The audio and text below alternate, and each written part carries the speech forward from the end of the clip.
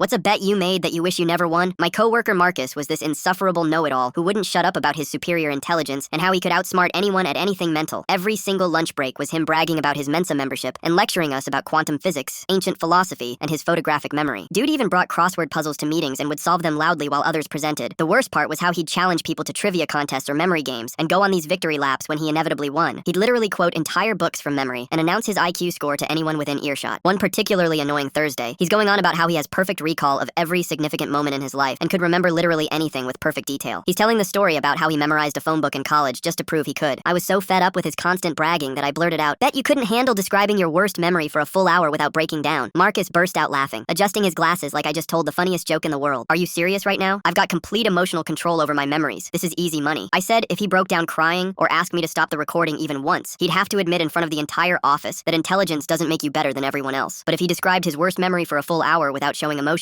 I'd publicly apologize for questioning his mental superiority. Here's where everything went sideways. I was thinking something embarrassing but typical, like getting rejected for prom or failing a test. But Marcus looked genuinely excited about the challenge. He was so confident in his emotional control that he shook hands with me immediately, saying, "You're about to learn what real mental strength looks like." The problem was, none of us knew about Marcus's family situation. I figured it would be some awkward high school moment or maybe a college rejection letter, something humiliating but harmless. When we set up the recording in the conference room that weekend, Marcus pulled out his phone to show a reference photo for context. The moment I saw the picture, my stomach completely dropped. It wasn't some random embarrassing moment. It was a photo of Marcus as a child with his younger brother, both of them grinning with missing front teeth. That's when he quietly told us that Danny was his little brother who died of leukemia when Marcus was 12. They'd been best friends, sharing everything, including a love of puzzles and trivia games. Marcus said he'd never talked about it with anyone because he thought describing it in detail might help him finally process the trauma. I immediately tried to back out of the bet, telling him we could pick something else, but Marcus insisted on going through with it. He said maybe this was exactly what he needed, that it might be therapeutic to finally verbalize his worst experience. Marcus sat in that chair for the entire hour, describing every detail of watching his 8-year-old brother slowly die in the hospital, the failed treatments, the false hopes, the moment Danny stopped recognizing him because of the medication. He never once cried or asked me to stop recording. He just stared straight ahead while recounting the most heartbreaking story I'd ever heard. The worst part was how clinical he made it sound. He described Danny's final days like he was giving a scientific presentation, how the cancer spread, the exact medications they tried, the timeline of his brother's deterioration. Every detail was precise and emotionless because that's how Marcus had trained himself to cope. Turns out Marcus had been using his intellectual obsessions to avoid dealing with grief and survivor's guilt for over a decade. The constant need to prove his mental superiority was his way of honoring Danny's memory while avoiding the emotional pain of losing him. When the hour was finished, Marcus just sat there for 10 minutes in complete silence. Then he said, "I technically won the bet, but I think I finally understand why my therapist said intelligence and emotional health are different things." Now he volunteers at the children's hospital where Danny was treated and uses his memory skills to help kids with their homework during chemo sessions. He credits that recording session with finally helping him grieve properly and says it was the first honest conversation he'd had about his brother in 15 years. I technically lost the bet, but watching him relive his childhood trauma for an hour was the most hollow victory of my entire life.